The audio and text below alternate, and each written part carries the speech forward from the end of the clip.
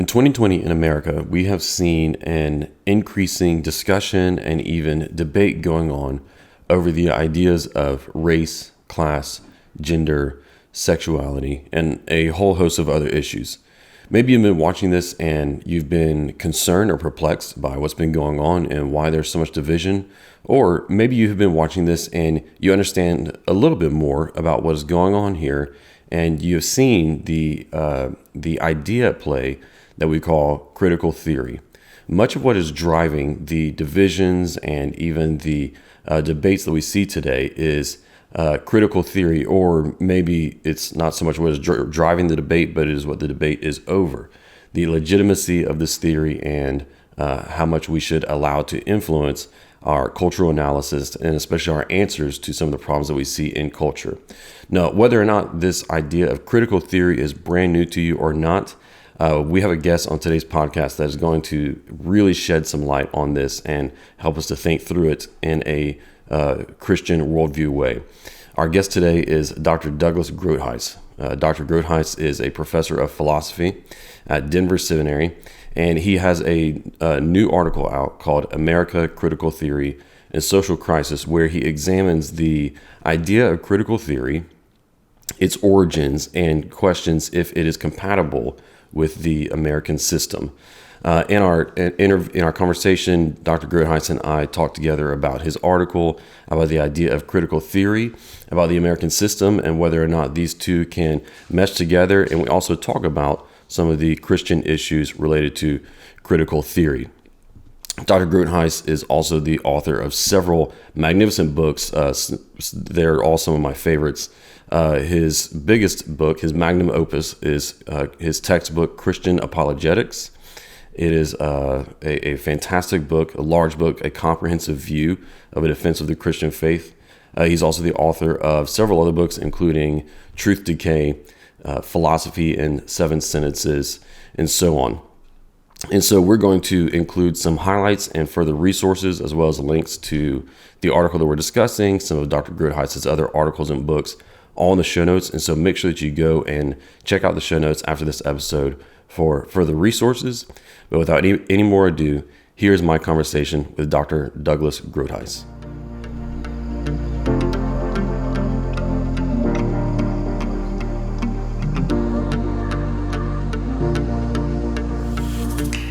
Dr. Groothuis, welcome to the podcast.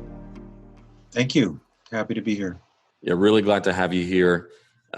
Years before, whenever I was thinking about having a podcast one day, you're one of the first guests that came to my mind, wanting to have one here. And so I really appreciate you making the time to come and share with us.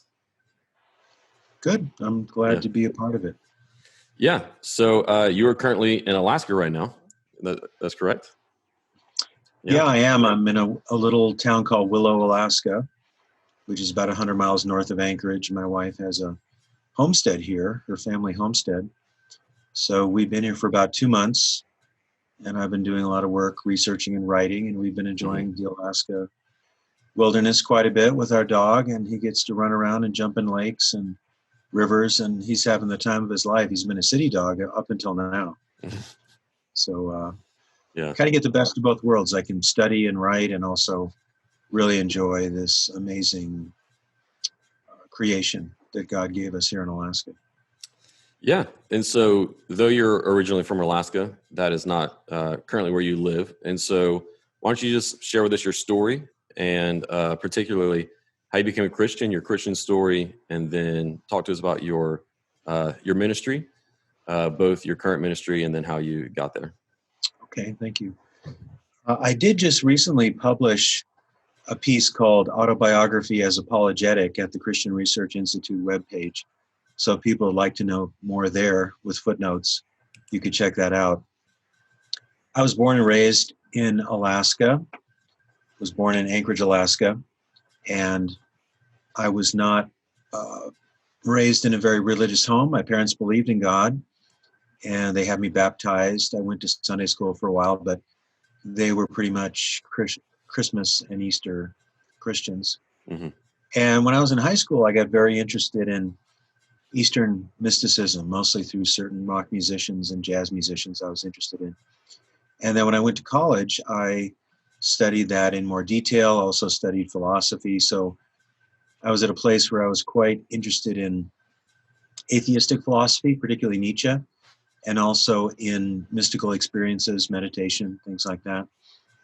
And during that time, would have been early in 1976, I began to read a Christian philosopher named Soren Kierkegaard, and also interacted with some Christians who shared the gospel with me. Mm-hmm. And through a lot of different events, I became a Christian in, I think, June of 1976, back in Anchorage. I'd gone to college in Greeley, Colorado. And since then, I've really tried to develop a well-integrated, rational Christian worldview. As a philosopher, I ended up getting a PhD in philosophy, and I've been at Denver Seminary since 1993 as a professor of philosophy. So that's a short version of that. Awesome. And before being a professor, you were in collegiate ministry, right? I was, yeah. I did 12 years of campus ministry at 2 different campuses and thoroughly enjoyed that. So I like to speak on college campuses whenever I can, because university shapes people's minds for a lifetime. And sadly, sometimes the Christian witness is not as strong as it could be intellectually on campuses. So we need good Christian philosophy and apologetics in campus ministry. Absolutely. Mm-hmm. And so what led you from doing campus ministry for 12 years to go into teaching? Mm-hmm. Well, I thought that I could have a bigger impact on people by being a professor. I also like the idea of having a regular salary where I didn't have to raise support. And I thought it made the most sense for the kind of work I wanted to do to get what they call the terminal degree. So I'm glad that I did that. It opens up a lot of doors for ministry when you have a PhD, especially if it's a PhD from a secular school, because that wins you a little bit of credibility you might not have otherwise. And so what were some of the major lessons for you from collegiate ministry? What are some of the highlights that you see looking back in that time of your life of how God changed you and what he taught you during that time? Mm-hmm. The first 5 years in campus ministry were right out of college, and I had a tremendous opportunity to read and study and teach and disciple people. I had a very carefree life in a lot of ways. I lived in a Christian house, had very little rent, so I spent all my money on basically books and food for 5 years until I married my first wife, Rebecca. And she passed away 2 years ago. She was a tremendous influence on me in my writing and my thinking. She was an author and editor as well. I met her during campus ministry, 1983 in Eugene, Oregon. And she encouraged me to get a PhD. She thought it would be best for my ministry concerns and my abilities and so on. But I think the universities are key areas for Christian engagement because we have answers to life's deepest questions. And the answers that are typically given in a secular university are secular. And people don't often know this great intellectual heritage that we have as Christians. Or perhaps they think that to be a Christian, they have to exercise blind faith and that Christianity is not supported by reason and evidence. So being in that environment, being able to give public lectures and disciple people was extremely significant to me. And just being in that environment of classes and lecturers coming in, various cultural events, is a place where I can thrive. And I always try to support and encourage anyone who's involved in campus ministry for those reasons. Great. Well, I know a lot of people who are involved in campus ministry here in my city, and I know that a lot of them listen to this podcast, so I'm sure that they are interested in that part of your life. And so thank you for sharing about all that. Let's talk about with your background and everything that we just covered. Let's talk about this article that you have just coming out on America, Critical Theory and Social Crisis. And what is it that led you to be interested in and start to research and then write on this topic? is because of the upheaval we're seeing in our country. And I wanted, as a philosopher, to try to figure out what are some of the ideas that are shaping people's thoughts and inspiring their actions. And it's a diversity of factors, certainly. A lot of it is simply desperation and outrage. But a lot of what's behind the protests and the kind of language we hear is a philosophy called critical theory, or sometimes called critical race theory. There's also a discussion of what's called intersectionality. And what I wanted to do is try to explain what that basic worldview is and its shortcomings, especially in relation to the best of what America is, American ideals, the factors that make us a unique nation in the history of the world. And what I'm concerned about in that article is that I don't think that critical theory can do justice to what we have as Americans, given our founding documents and our structure in civil government and in our history. I view critical theory really as trying to undermine the best resources we have for handling racial unrest and upheaval and so on. So I wanted to try to bring that to public attention. So the article really is not so much a thoroughly Christian critique of critical theory. It's more, what is it? And then let's relate some of the philosophy to the American system. And is it compatible really with our highest and best ideals and ideas? And I'm not making any kind of claim that America is a chosen nation, or that we are a thoroughly Christian country, or anything like that. But I'm saying that we don't want to sell our birthright for a mess of cottage. We don't want to simply chuck the ideas of individual liberties and freedom of speech and the fact that America can reform itself through, let's say, amendments to the Constitution. There's a lot of language now about really overthrowing America, basically. I haven't seen things like this since the protests, and I was a young man at the time, in the 1960s. Burning of flags, destroying public buildings, massive vandalism, and so on. This is a sign of desperation, and also a sign of renunciation of certain essential American ideals. I'm not defending the Confederacy. I'm not defending statues of people who were Confederate generals, nothing like that. What I try to do in the article is look at the Declaration of Independence, which is theistic.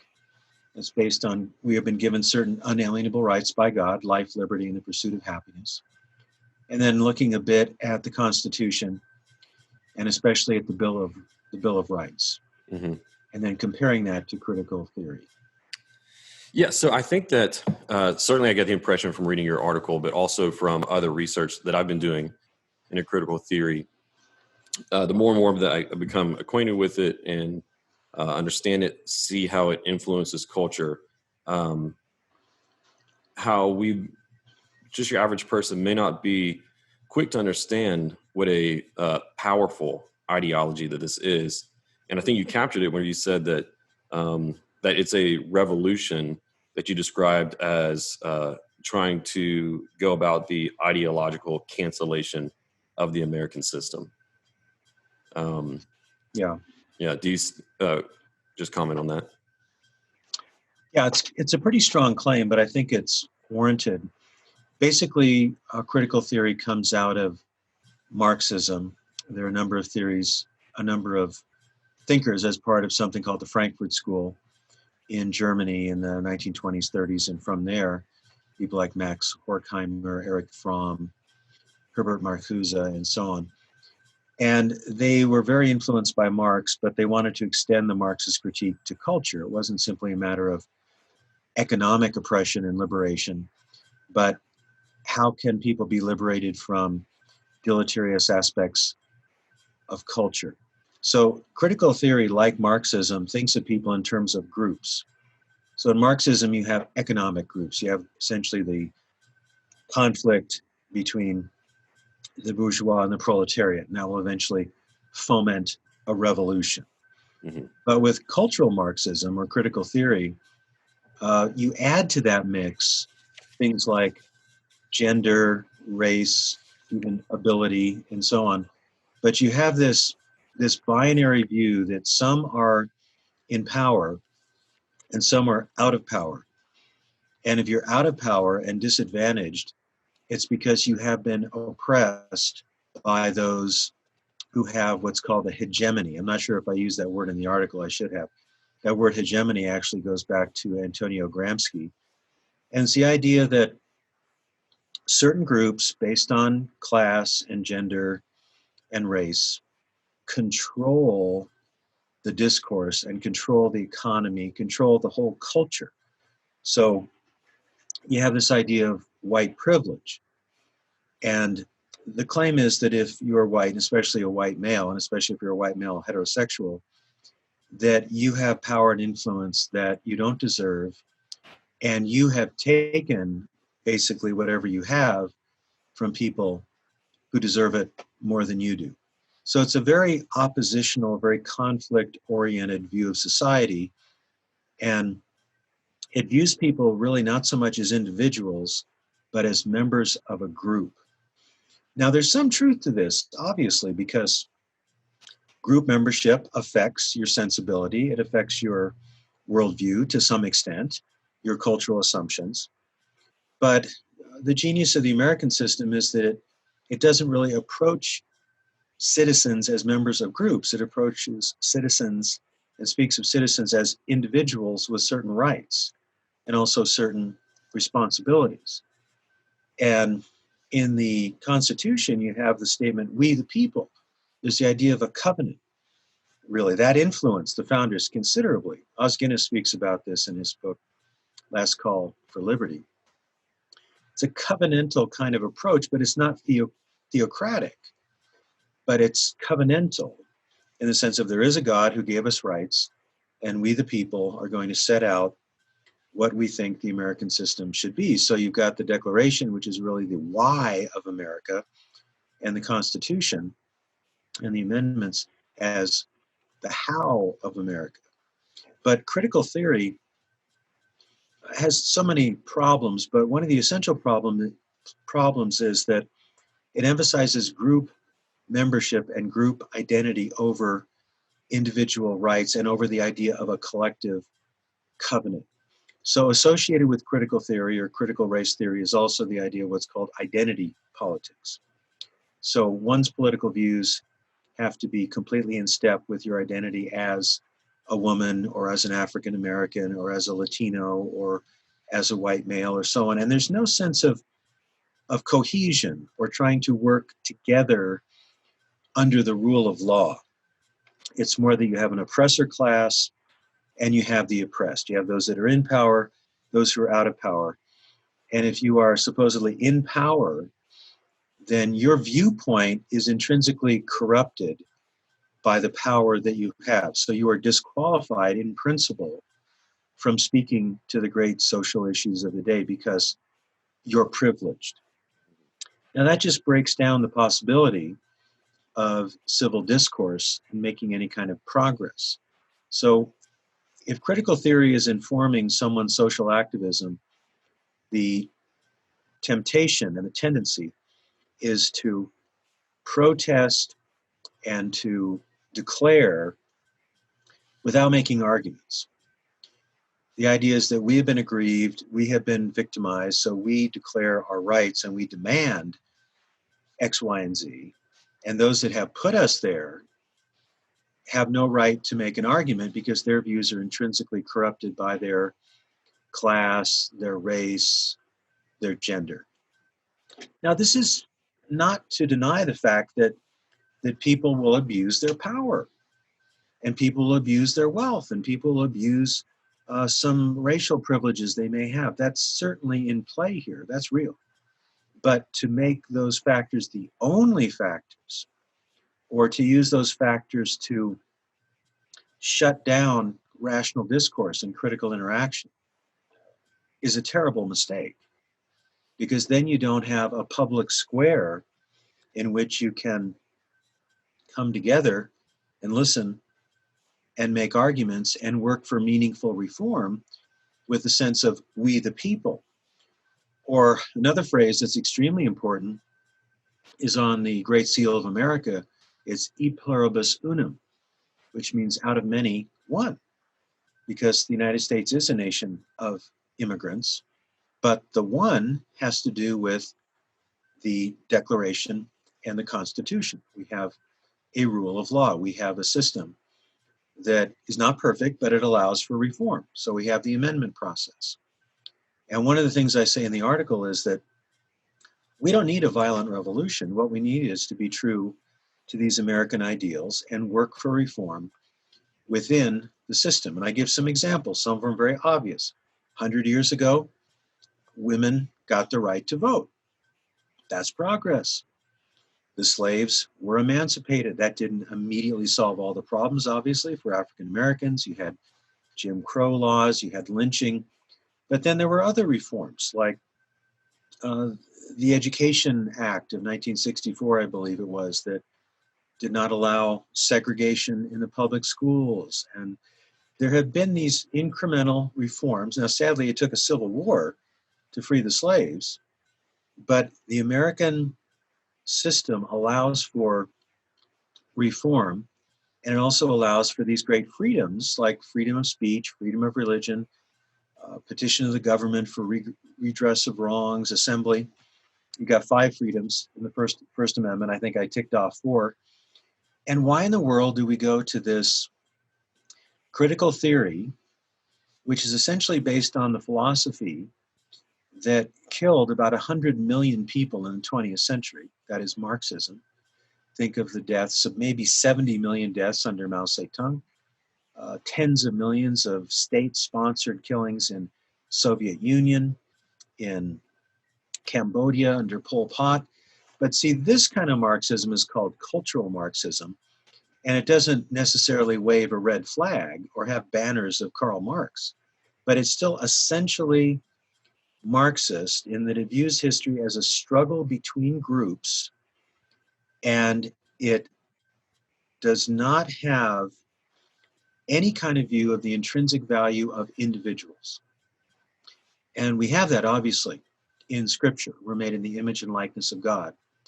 And that sense of individual worth in a community is very much a part of the American system. It's there. And not all nations can say that. So some people really argue over American exceptionalism. What does that term mean? Well, as Charles Murray said in a little booklet, no one can really dispute that the origin of America is unique.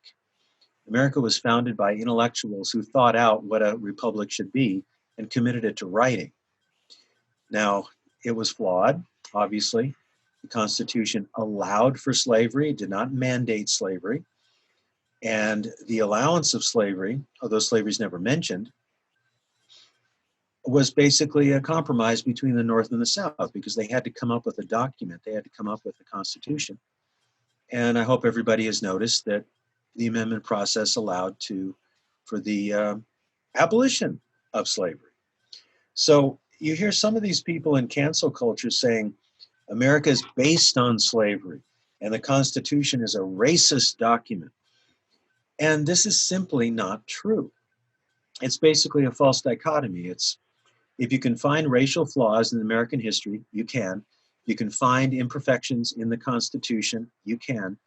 Then we junk the whole thing and we go into something completely different. And I think that is a horrendous mistake. It's like saying that if you're out of shape, that instead of getting in better shape through better eating and exercise, you essentially kill yourself. And we should not be in a situation where we want to execute the American system. It's just too profound. There's too much within our way of life that needs to be conserved. And within that system, there's a lot of possibility for constructive and significant reforms. But the worldview of critical theory does not allow for those kind of things. Yeah, and right there, I think that you nailed where the conflict really lies, because there might be a lot of people who look at what is happening in the culture right now, and the arguments going on between the right and left, or between the woke and non-woke, whether that is just in the political world or even in the Christian world. You're seeing some major divisions between the woke and non-woke. A lot of people might look at these arguments and conflicts and be very confused over why the arguments are so heated, why it seems that the arguments are just caught in a place of a stalemate, not able to move forward, and then why we're seeing such a revolutionary spirit among the rioters and so on throughout the country, because what we're seeing is something that goes deeper than just an argument over policy. We're talking about two different worldviews going into battle with one another, and coming into conflict, which have a very different view of ultimate reality. Because as you pointed out, critical theory is based upon the Marxist worldview, which is atheistic and materialistic, utilitarian, versus the American system, which was based on, as you pointed out, not necessarily Christian, but at least a theistic worldview. And so these two worldviews have a completely different conception of justice. And Yes. And so whenever someone from a critical theory worldview is arguing for justice, or if you see this debate happening even between Christians coming from these two different areas of influence, they both agree we should pursue justice, but then they cannot agree on what that means, because they are being influenced by by different worldviews, which is telling them different definitions of what justice is. Yeah, I agree. Yeah. And I want to point out that I think that adherence to deeply American principles is far more than whether or not you're a conservative or a liberal, because I think that someone can be fairly liberal politically and still believe America was a good idea, and that we need to work to reform the system. Now, how a conservative wants to reform and how a liberal wants to reform may be very different. So I'm not trying to paint the left as uniformly critical theory or uniformly anti-American. By no means. Some of it is, definitely, but not all of it. So what I'm trying to do in this essay is call us back to what is great and what is workable about what America is, and what our founding ideals are. One thing that bothers me is that people don't know enough American history. They don't know basic civics. I mean, someone was elected to Congress recently, I won't name names, that couldn't even name the three branches of government. So if we're not learning our history, if people don't know what the Declaration of Independence says, what the Constitution says, what the amendments are, what the First Amendment is, something about American history of reform, then they may be impatient, desperate, angry. They go on the streets and they denounce America just as a radical failure. And those are the actions of an impatient ignoramus, sadly. We need to study this more. I don't for a moment deny the severity and the difficulty that we find ourselves in as a nation. I'm not asking for Band-Aids on cancer here. I'm saying let's look at what is healthy, what is strong, what is good, and how we can work within that system to make the American experience much better. But critical theory, cultural Marxism, cancellation culture, I don't think is the answer to any of our problems, really. Yeah. And so to go back to cultural Marxism, you described how essentially what happened through the Frankfurt School is that the Marxist ideology was taken and instead of trying to be implemented into the culture through a proletariat revolution. It was instituted slowly through the institutions of culture. And so you had the tenured radicals, who went into the institutions, and then now, decades later, we're seeing how the tenured radicals have exercised their influence past just the academic institutions into Right. the broader culture. And one of the ways that we're seeing that really emphasized over the past several weeks and months is with the anti-racism movement. This is generally attributed to Abram Kendi in his book. So could you help draw the connection between critical theory, cultural Marxism, and the new like anti-racism movement and its redefinition of racism and anti-racism and so on? Yeah, no, I have to admit that I have not studied the anti-racism philosophy that much per se, Mm-hmm. but in what I have picked up about comments about racism recently is that often it's not very well defined, and it's sort of the default category for explaining injustice or explaining disparities among racial groups. And sometimes that is the case, and it was certainly more the case 50 years ago in the United States. I like the thinking of Shelby Steele, who wrote The Content of Our Character. He also has written a number of other books. And he was interviewed within the last 6 or 8 months, and he said, I grew up under Jim Crow, and I know what real discrimination is, structural discrimination based on law. Mm-hmm. And he said, I've seen the United States change radically. Now, he's an African American, and he's a historian. And he said, I don't see systematic racism in our culture. I see racists, I see episodes, I see problems, but I don't see a system that is completely engulfed in disadvantaging people because of their race. Or I think of someone like Thomas Sowell, who was interviewed recently, and he said, well, you asked me about systemic racism.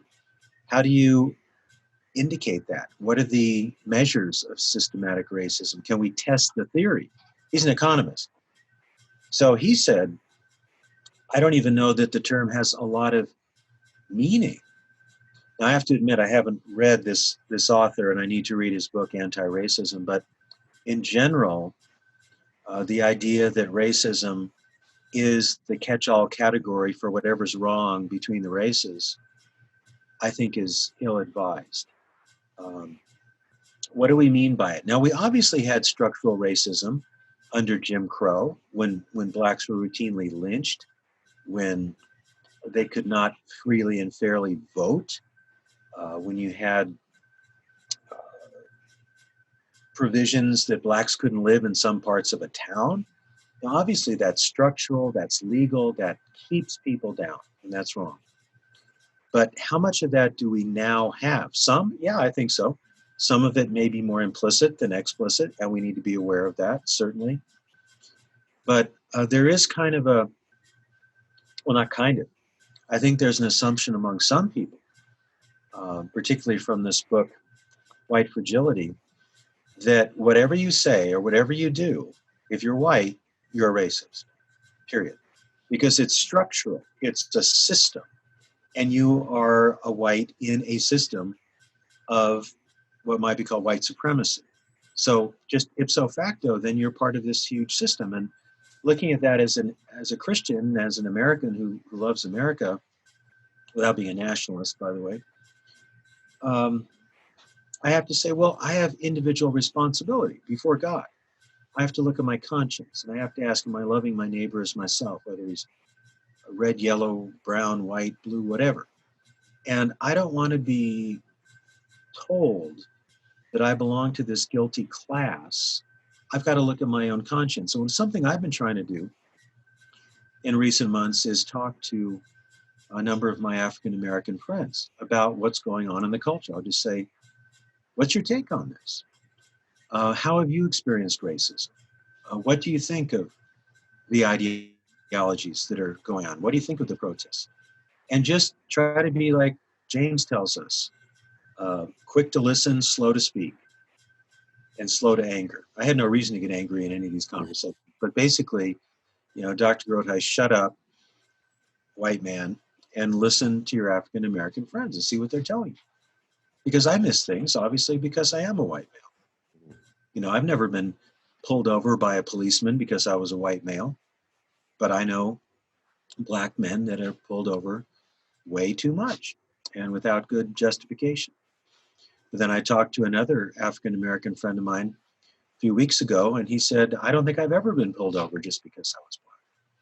So I think we've got to be really careful in not committing the fallacy of hasty generalization, of attributing systemic dynamics to everything and explaining everything according to these major racial systems. But I think we need to ask pointed questions, look at our own conscience, and look at the data. Let's look at the data. If there's a discrimination district by district in public education against those that make less money, the families make less money, or it works out that African American children or Latino children get less attention educationally, then let's deal with it. Let's try to find a good answer. Now, interestingly, going back to Thomas Sowell, who's my favorite economist, he says the answer to helping disadvantaged children in cities is charter schools. And he's come out with this very densely argued, fact-filled book in favor of charter schools. And interestingly, those on the left, and I think probably those holding to critical theory, think that charter schools, oh no, those are conservative. Those are not ways, charter schools are not ways of helping this kind of a problem because it doesn't fit into their political ideology. So if we've got a problem where groups are not fairly treated, let's look at the economics, let's look at the studies, and let's see what really helps. And, I posted online recently that I got woke 40 years ago when I read Thomas Sowell, because he shows that disparities among groups are not always due to discrimination. There may be other factors. Yes, some of them are due to false, or I should say unfair discrimination. But some disparities are based on other issues, like the values people hold, the kind of choices they make. There's so much to this, though. But what I'm concerned about is when people take on an ideology they may not even completely understand, like critical theory, and then use it as a weapon against everybody they disagree with. So I think we need to dig a lot deeper than that.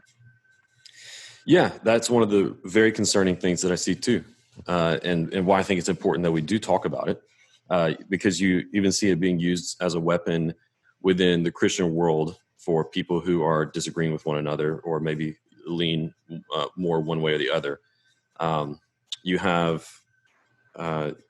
You have people on the one side who might be a little too quick to decry everything they see as Marxism, but then on the other hand, you have you see sometimes on the more woke side a tendency to be too quick to call everything white supremacy.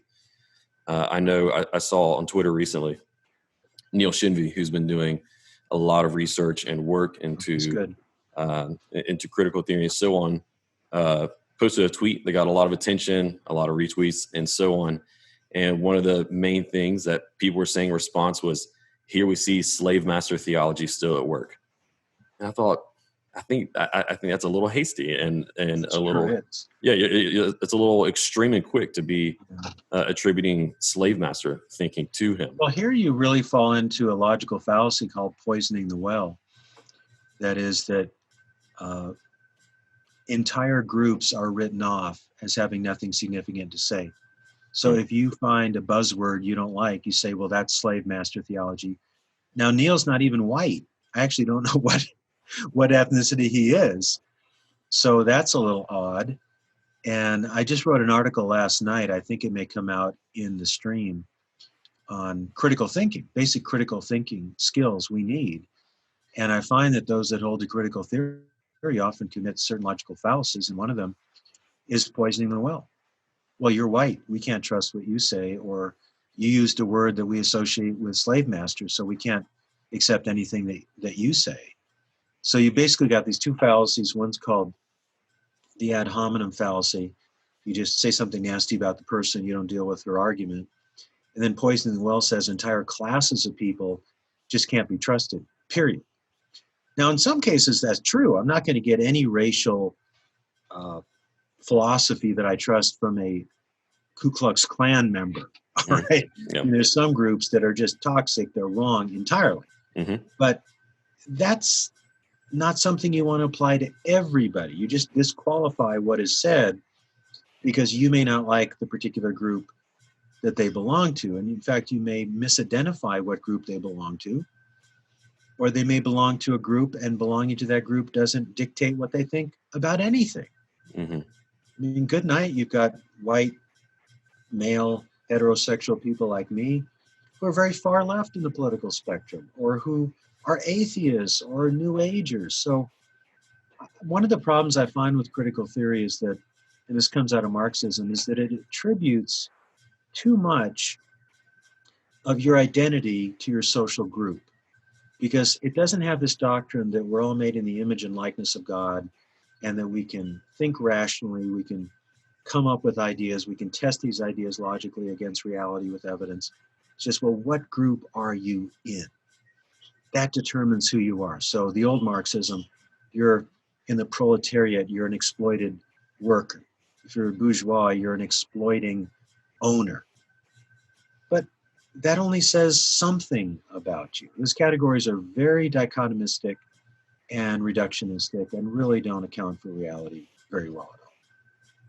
Yeah, and so attributing those categories to someone who disagrees with you, or only judging them based upon those categories, seems like a way to insulate oneself from disagreements and counter arguments. Right. So I see this especially in, I think you already brought this up, in to give us a secular example and a Christian example, and you can comment on the secular example in the book White Fragility by Robin DiAngelo. Her argument is very much insular, protecting from any counter arguments, because to disagree with her or criticize her is to then prove her argument. And I've seen the very same thing happen in a Christian example with the author Jamar Tisby, who I've noticed, and there's some parts of his work that I very much appreciate. I think that his historical work is excellent. But then when it comes to interpretation and analysis, he always prefaces what he is about to, his answer with, fundamentalists will say I'm a Marxist, but this. And so in doing that, he is immediately disarming anyone who might say, well, here's some legitimate logical reasons why there might be a critical theory or Marxist worldview behind these answers. And so, yeah, and especially in the case of the DiAngelo book, White Fragility, you see that as well. What would you comment on that topic? Yeah, it's basically presenting what's called an unfalsifiable theory. And having an unfalsifiable theory is an intellectual defect. It's not virtuous. Even as Christians, we believe Christ rose from the dead. It's the cornerstone of our faith. We believe there's good evidence for it. I wrote a 35-page chapter on it in my apologetics book. But if you can show that Jesus did not rise from the dead, Christianity is false. The Apostle Paul knew this. He faces it, 1 Corinthians 15. Mm-hmm. He didn't doubt for a second that Christ rose from the dead. I don't either.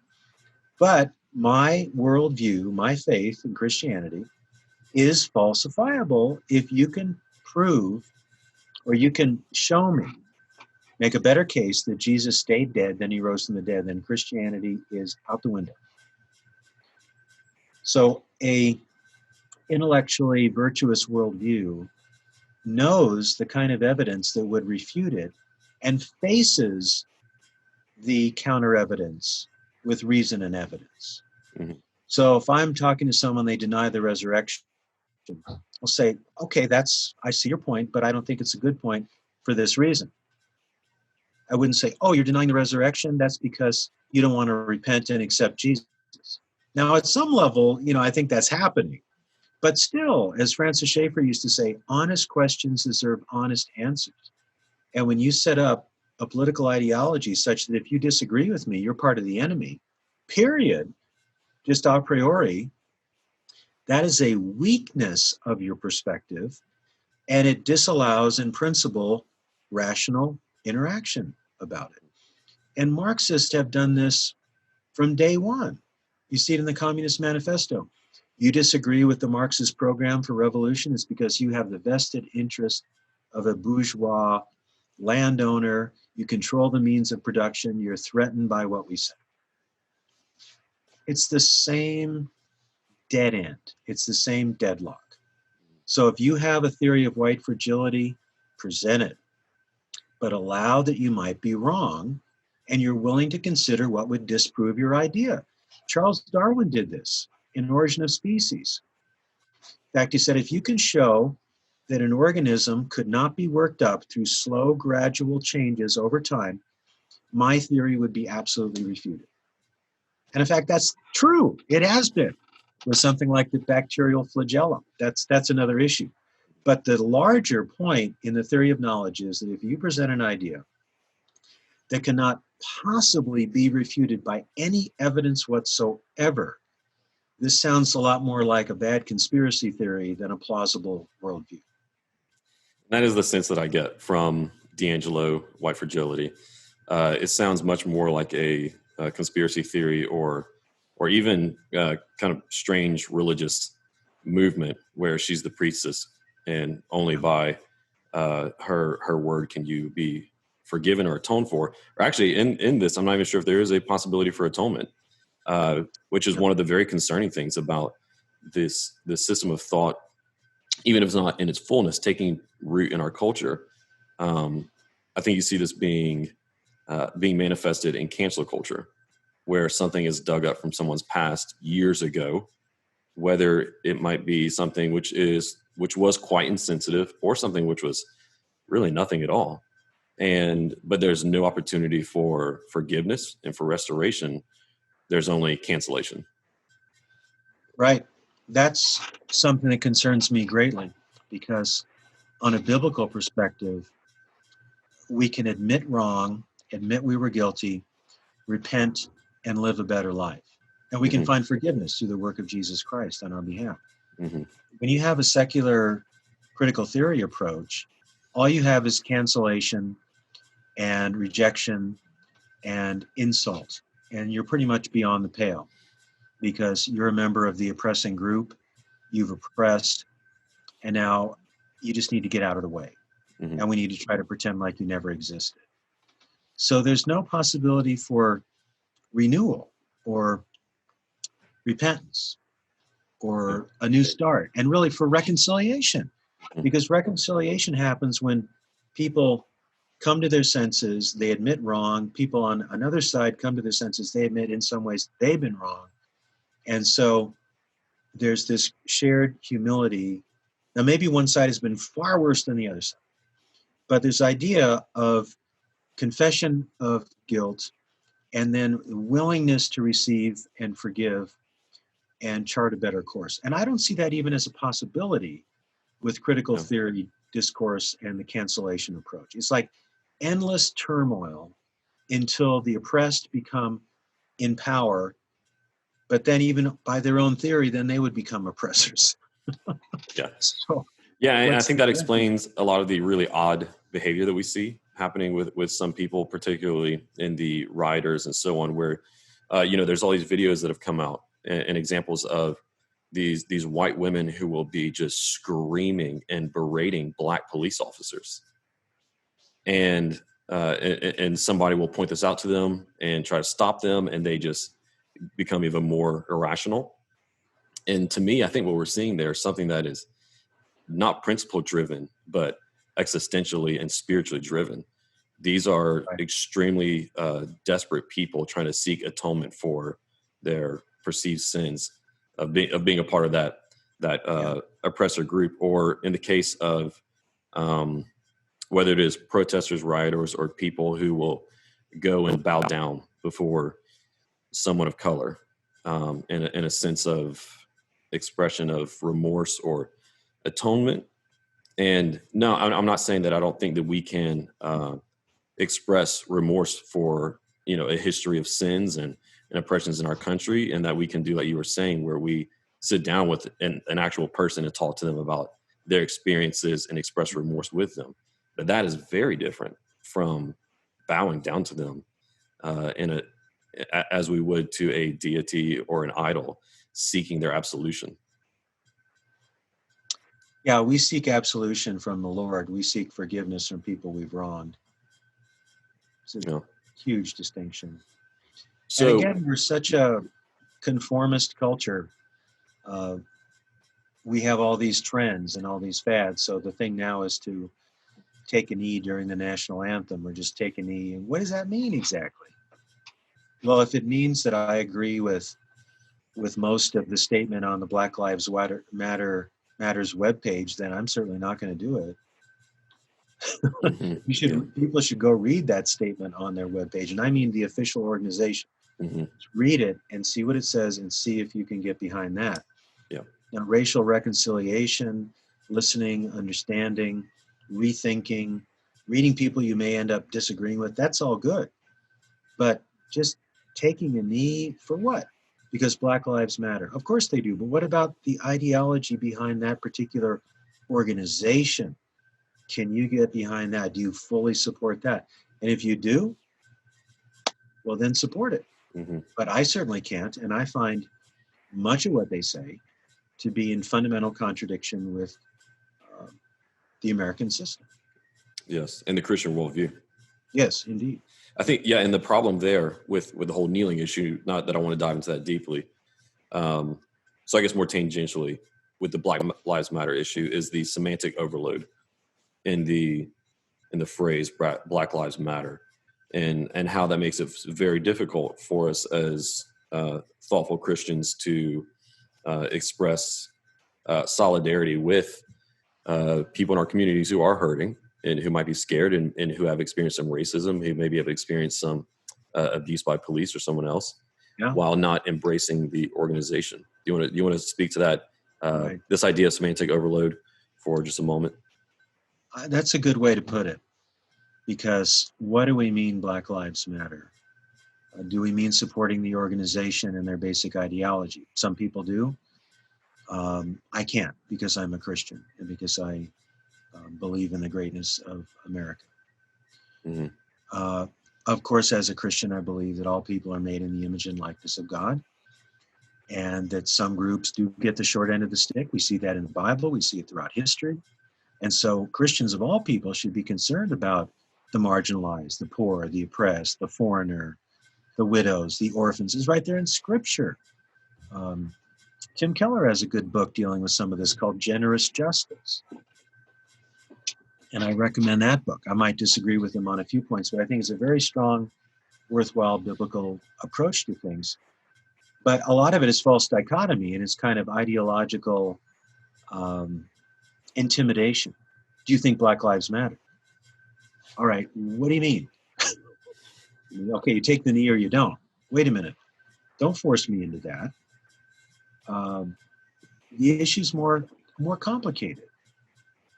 There's more to it. And it doesn't mean I don't care if I'm not going to take a knee, or if I'm not going to wear the T-shirt. I do. But I want to get to the heart of things. I want to really find out what the problem is and what the way forward may be. But our culture tends to be impatient, image-driven, slogan-driven, and dichotomistic because of a crisis. Mm-hmm. So here it is. Black Lives Matter. Do you agree or not? All right, here it is. Mm-hmm. Point blank. Do you agree or not? Yeah. Let's calm down and think about this a little more carefully. Yeah, and just what concerns me the most is how Christians are adopting all those attitudes and postures that you just listed. So as we start drawing to a conclusion here, would you lay out for us, and like you said in the article, this is not primarily a Christian critique of Christian worldview critique of critical theory, but if you could just for a minute, maybe think of a couple of points of how the critical theory worldview is at odds with the Christian worldview, just for the sake of those Christians who are Sure. watching or listening to this? Right. Well, it's rooted in Marxism, and as you said, Marxism is intrinsically atheistic. Marx said that the criticism of religion is at the source of all cultural criticism, and that's how it has played out in the 20th century in Red China, in Soviet Union, in Cambodia, and so on. So that's a reason right there to be concerned. Now, some people say, no, you can take out the economics from the atheist worldview. I really question that. And moreover, Marxism has no place for individual dignity for human beings. Mm. You're a member of a group, and you're either the oppressed or the oppressor. And there's no sense of a God-given standard for right and wrong. It's what serves the revolution or what does not serve the revolution. And even if cultural Marxism, critical theory, is not as violent in its language necessarily, or as revolutionary in terms of the workers take over the means of production, there's still very much an us them. If you're in this group, you're beyond the pale. And if you're in the oppressed group, you're automatically legitimated. And biblically, well, I'll go to Solzhenitsyn. He said, the line between good and evil cuts through every human being. So we all have places where we need to repent. We all have places where we're morally strong. So I'm not willing to view the human race in terms of the oppressors and the oppressed, period. Now, it does happen as part of a fallen world, but we're all held to God's ultimate standard of right and wrong, which is summarized the Ten Commandments. It's further summarized by Jesus. Greatest commandment, love the Lord your God with your heart, soul, strength, and mind. Love your neighbor as yourself. So we need to ask ourselves, how are we doing on that? And then come to Christ. Come to Christ for forgiveness, for repentance, for new life. Be filled with the Spirit to do God's will in the world. And then also just do the hard work of social analysis and be studious. That's a virtue, to pursue knowledge. You see that throughout the book of Proverbs. I'm reading through Proverbs again right now in my devotional time. We need to be ardent in study. So let's say African Americans are differentially treated in the United States in many bad ways. Okay, all right. What are those ways exactly? And what would help the problem? So for some, well, we just need to pour much, much more money into the public school system, and this will tend to equalize things. Well, someone like Thomas Sowell, who's a black economist, he's turned 90, he's just published a new book, says, no, actually, charter schools help minority children do better. Now, that's viewed as many people would say, well, that's a conservative view. You know, we can't hold that. If you're really progressive, you wouldn't hold that. Well, just hang progressive conservative for a minute. Let's just look at the data. So if we are to walk humbly with God and pursue justice and love mercy, then what really helps people who are disadvantaged? Let's do the work to figure that out. And as someone who's generally conservative politically, I'm not convinced that state-sponsored actions, more policies, more programs will necessarily help. Sometimes I do, sometimes I don't. So the critical theory folks are just uniformly left-wing progressivist in all their policies and all their ideas. That's too simple. We've really got to look at our worldview, who are human beings, how does sin affect the individual, how does sin affect culture, and then work for what is pleasing to God. And in some ways, that might line up with some of what critical theory folks are saying. I think in most ways it won't. Yeah, that's excellent. And I think that right where you ended is what I want to emphasize before we close, how it's important for us to have this conversation so that we might then walk forward in positive ways that influence our culture in positive ways and bring glory to God. Because the criticism that a lot of people who are more left-leaning or more on the woke side have towards those who would have a conversation like this one is that we are trying to distract from the issue of pursuing racial justice or racial reconciliation by just having a theoretical or intellectual conversation. And that never moves to action.